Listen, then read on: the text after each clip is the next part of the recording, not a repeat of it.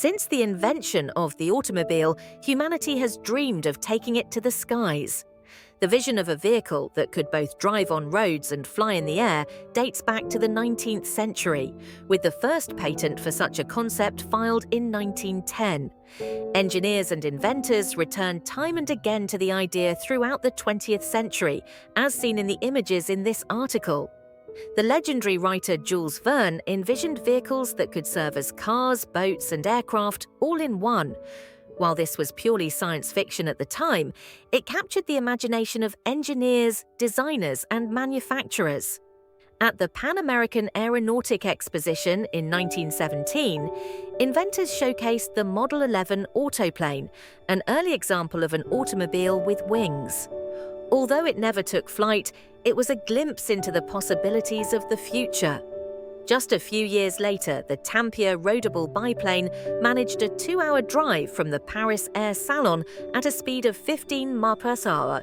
In 1926, Henry Ford unveiled his experimental Sky Flivver, a single-seat airplane.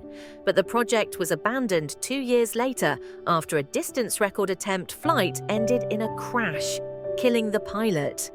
Though the Sky Flivver was not a true flying car, it garnered significant attention, sparking public excitement at the prospect of a mass-produced, affordable airplane that could be made, marketed, sold, and maintained just like an automobile. It was envisioned to be as commonplace in the future as the Model T was at the time. In 1940, Henry Ford famously predicted, "Mark my word, a combination airplane and motorcar is coming. You may smile, but it will come." In 1942, the Soviet Union experimented with a gliding tank, the Antonov A-40, but it couldn't fly on its own.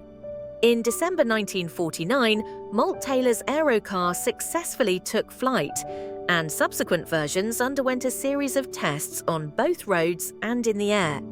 The concept captured public imagination once again, with Chuck Berry even referencing it in his 1956 song, "You Can't Catch Me." By December 1956, the Civil Aviation Authority approved the design for mass production. However, despite widespread publicity and an improved version produced in 1989, Taylor never succeeded in bringing the flying car to market.